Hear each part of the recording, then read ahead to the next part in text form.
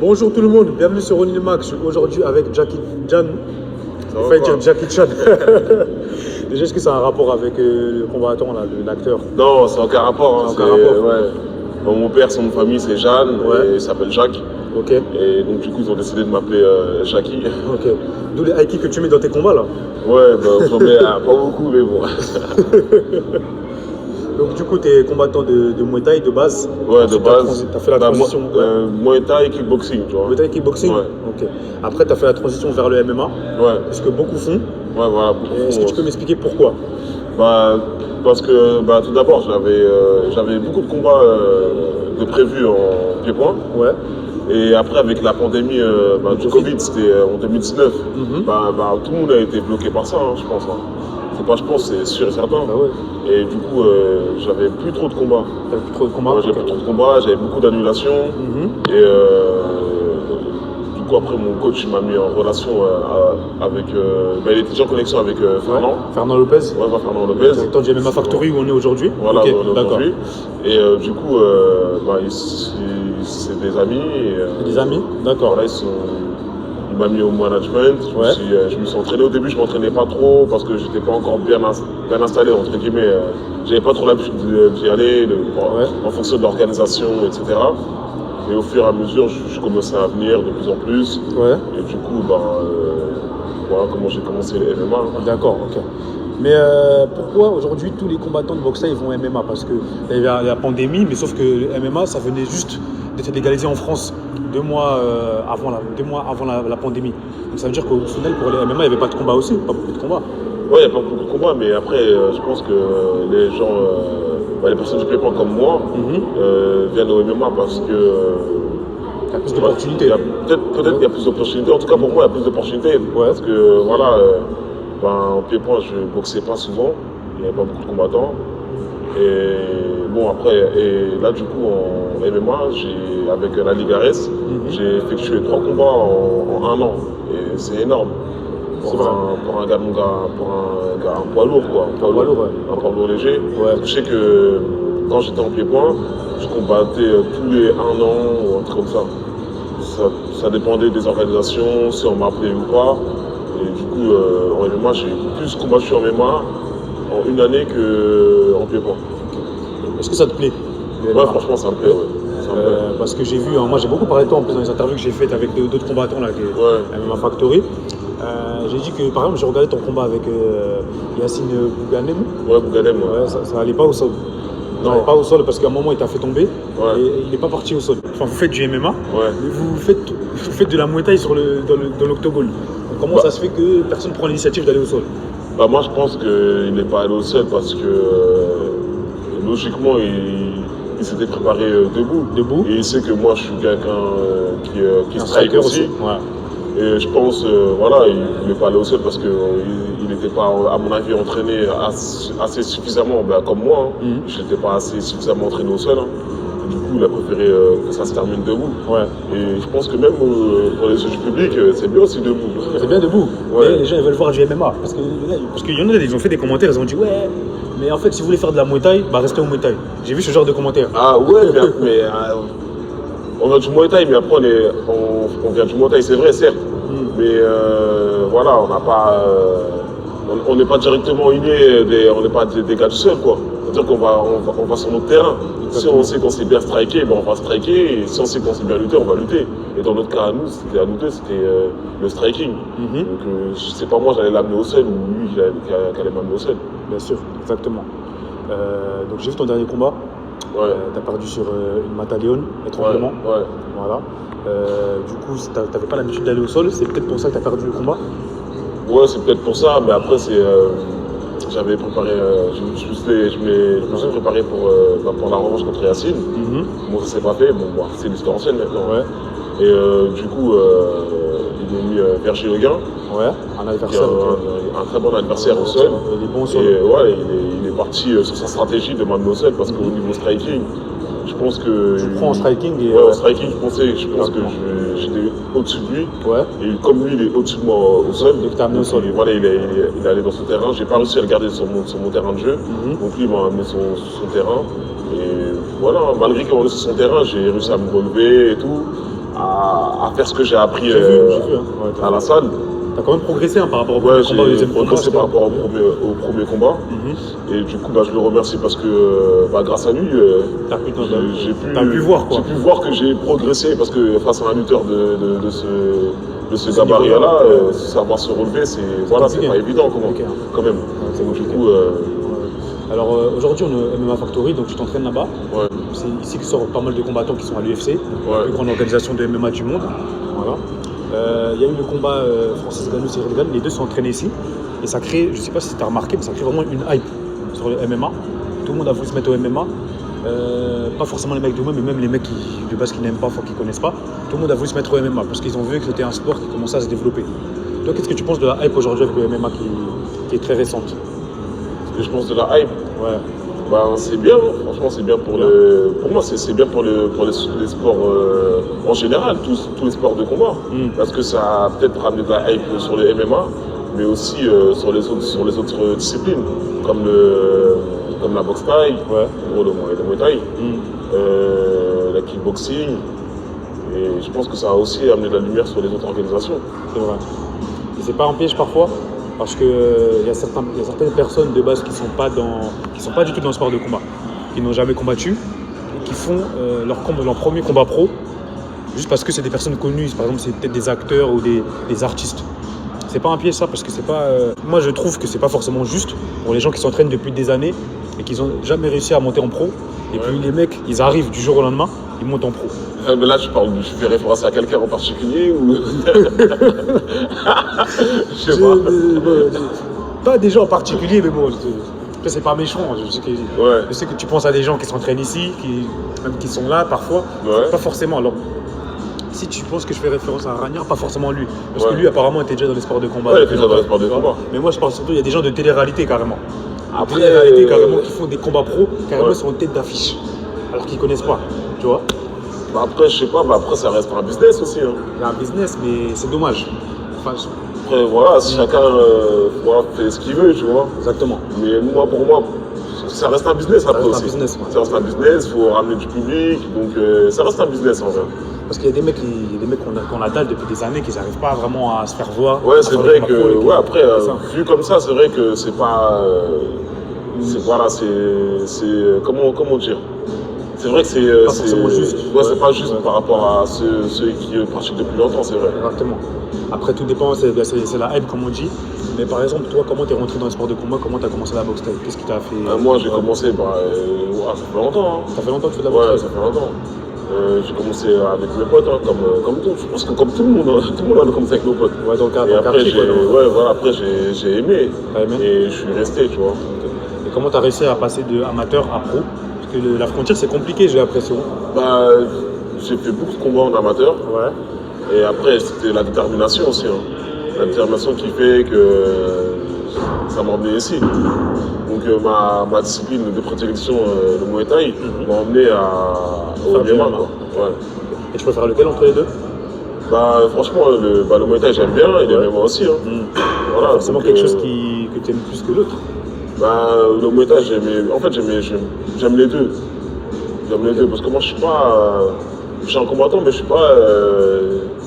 J'ai pas de préférence. T'as pas de préférence? J'ai pas de préférence. Là, c'est ce que le MMA, ça me va bien pour l'instant. Parce que voilà, et c'est ce qui fait. Ce qui est hypé aujourd'hui, quoi. Ouais, c'est ça. Donc voilà. Et puis au niveau des bonus, il y a plus d'opportunités financières, on va pas se mentir. Ouais, il y a plus d'opportunités financières, mais après tout dépend de l'organisation. Exactement. Donc voilà. Toi par exemple, tu es à Arès. Arès, c'est bien. J'y suis à l'Egarès parce que ça motive beaucoup les combattants. Parce qu'il y a des finishes bonus. On peut avoir sa prime en double. Après, il y a des bonus, des combats de la soirée, des soumissions. Et ça, c'est bien parce que ça motive les combattants.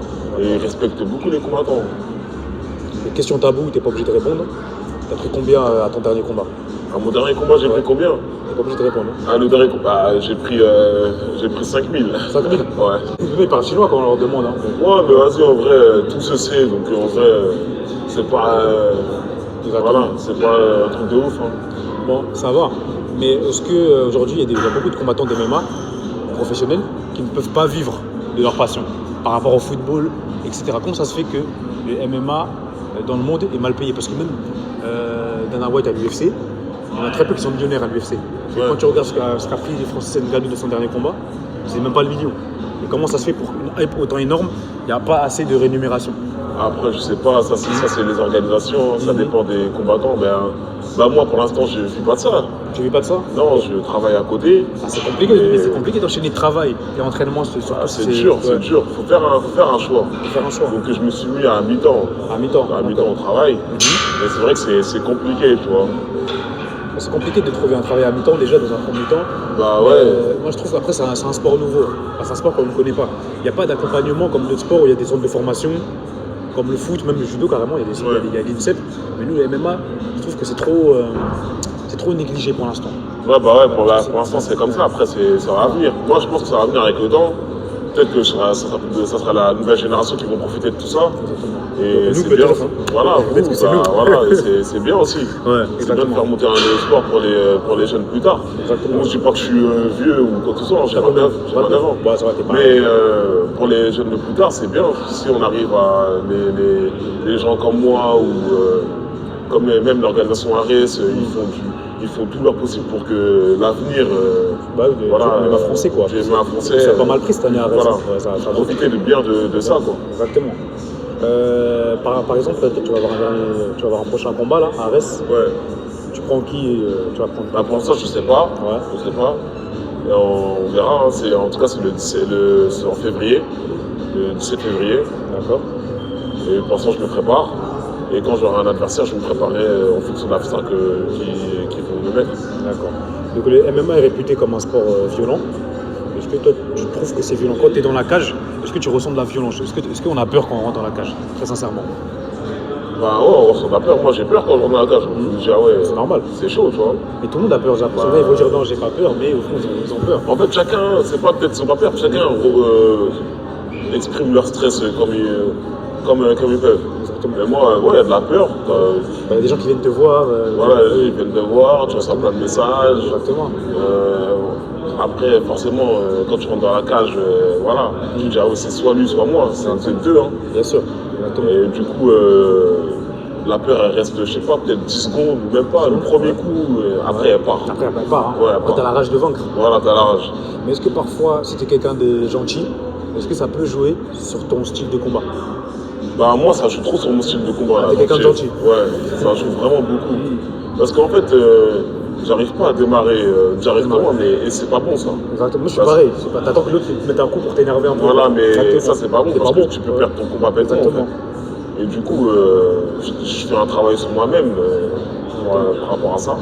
Instinctivement, ça veut dire que tu es quelqu'un de bien et ça ressent sur le style de combattant que tu peux être, le style de combat que tu vas faire. Voilà, en général. Parce qu'il y en a, c'est des pourrins, c'est des barbares. On va pas se mentir, certains. Ils n'ont pas de sens moral. C'est peut-être pour ça qu'ils gagnent leur combat. Ouais, peut-être. Mais quand tu regardes les John Jones et tout, ils ont pas de sens moral. Après, après, il faut des travaux sur eux-mêmes. Exactement. Ils savent faire la différence. Tu vois. Et moi, je sais pas encore faire la différence. Mais c'est pas un ennemi en face. Voilà, pour moi, c'est pas un ennemi en fait. Peut-être qu'il faudra plus de trash talking peut-être pour ton premier combat pour te motiver à. Ouais, peut-être si le prochain combat on fait du trash talking, peut-être ça va me motiver à être plus agressif. Mais je sais être agressif, mais d'entrée, je sais pas être. Mais en fait, il faut que je sois d'entrée. Il faut qu'il t'énerve. Voilà, il faut que ça m'énerve, il faut qu'il y ait un truc qui passe dans ma tête, mais bon, je suis en train de travailler sur ça. Donc, ça demande vous avez des préparateurs mentaux carrément? Ouais, des préparateurs mentaux. Ça veut dire que c'est vraiment quelque chose de très sérieux. C'est pas un sport comme les autres. La préparation mentale, je l'ai connue cette année, moi je connaissais pas tout ça. Il n'y avait pas ça en Muay Thai. Ouais, j'ai juste encadré. Il n'y avait pas tout ça. En fait, il y avait, mais c'est peut-être nous, peut-être moi qui ne m'intéressais pas à ça. Quoi. Ok, d'accord. Bon, bah écoute, février, c'est ça? 9 février. Arès, Dôme de Paris. Ouais. Peut-être que je vais passer. Hein. Ah bah, t'es bien vu. Pour rentrer dans tes combats, c'est quel genre de musique que tu utilises? Parce que franchement, j'ai l'impression que la musique d'entrée, c'est important vraiment pour motiver les combattants. Ouais, ça motive le combattant. Vraiment, ça dépend des jours. Ouais. Des fois, je vais écouter de musique et je sais pas, cette musique va me donner envie de rentrer en mode énervé ou en mode joyeux. Ça dépend des jours, ça dépend des thèmes, je sais pas là. Je pourrais pas te dire, j'ai pas vraiment des musiques particulières. T'écoutes quel genre de musique? Bah, j'écoute un peu de tout, moi. Un peu de tout? Ouais. D'accord. T'écoutes un peu de rap? Moi, j'écoute du rap aussi, j'écoute un peu de tout. Hein. C'est qui ton rappeur préféré? Franchement, j'ai pas trop de rappeur préféré, mais j'écoute beaucoup de, par exemple, Mac Taylor, ouais. Nino, Mac Taylor, 9-3, tu peux pas tester. Niska, ouais, j'écoute beaucoup. D'accord. Ouais. Ben justement, il y a beaucoup de combats de rappeurs qui viennent voir les combats d'Ares. C'est quoi le lien aujourd'hui entre le MMA français et le rap français? Parce que moi j'ai l'impression qu'il y a un lien. Comme on a pu le voir avant dans le football avec le rap, etc. Bah, les gars, ils aiment bien le MMA. Ils sont contents, bah, comme je pense que beaucoup de personnes, hein, sont contents que le MMA soit arrivé en France. Donc, du coup, avec l'événement Ares, ça a réuni pas mal de monde. Et je pense que voilà, tous les célébrités, les guests et tout, ils aiment bien, tu vois, ils sont contents que ça se passe sur Paris. Et après aussi, de venir dans une orga comme Ares, c'est bien aussi. Donc prochain combat, le 20 mai. L'adversaire, tu penses que tu auras quand l'information pour... Non, le 20 mai, le 20 février. Le 17 février. 17 février, ok. Ouais. Et c'est quand tu vas connaître ton adversaire? Parce que c'est bien de connaître à l'avance, là, parce que le 17 février, c'est bien. Là, dans la semaine, peut-être. Dans la semaine? Ouais. Okay. D'accord. C'est toi qui choisis ou c'est l'organisation? Non, c'est l'organisation qui choisit. Et du coup, voilà. On verra. Hein. Je sais pas. Si c'était les combattants qui choisissaient leur adversaire, c'est trop facile. Il y en a qui peuvent, quand tu as une certaine notoriété, il y en a qui font, ouais, moi je prends lui. Voilà, ouais. Après, moi, c'est pas mon but. J'aime bien prendre des adversaires qui vont me mettre en difficulté pour voir si j'en suis où dans mon niveau. Quoi. Comme Virgile. À la base, c'était prévu, comme j'ai dit tout à l'heure, c'était Yacine. Comme on mis Virgile, j'ai regardé ses combats, j'ai vu qu'il était bon seul. Il avait 2-0 comme moi. Je me suis dit, c'est un bon compromis, c'est bien. Ça va me permettre de voir mon niveau réellement seul, si j'ai vraiment progressé ou pas. Et ça m'a montré que j'avais progressé, mais qu'il y avait encore des défaillances, beaucoup. Mais là, je suis en train de travailler sur ça. Et tu travailles ça avec qui? Là, je travaille avec l'équipe Factory, du Factory. Ok, d'accord. Parce que tu étais dans un autre club aussi à Aulnay? Oui, je suis toujours dans le club de Aulnay. Ouais. Et c'est en pied-point avec mon coach Sensei Bingo. Ouais, celui qui t'a formé au métal. Il m'a formé, voilà. Il m'a formé. Et du coup, tout ce qui est sol et tout, je travaille au Factory. Factory d'où on est aujourd'hui. Voilà. D'accord. Au Factory, j'ai fait des stages aussi à Nantes. Ouais. Chez Beto. Je connais. Et du coup, aussi, je continue ma formation avec le Factory et Infinity. Infinity, d'accord. Okay. Écoute, on te souhaite bon courage pour ton combat le 17 février. Est-ce que tu as des réseaux sur lesquels on peut te suivre? J'ai Insta et Snap. Les deux, c'est J.Boxing. D'accord. Insta comme Snap. Et j'ai TikTok, mais je pense que c'est pareil aussi, mais je mets rien sur TikTok. J'ai pas l'habitude encore. C'est normal, c'est pour les jeunes, ça. Ouais, c'est trop chaud TikTok. Ouais, normal. Bon, la famille, moi, vous pouvez me retrouver sur YouTube, sur Insta, Ronin-Mag. On se retrouve bientôt pour une nouvelle aventure et check.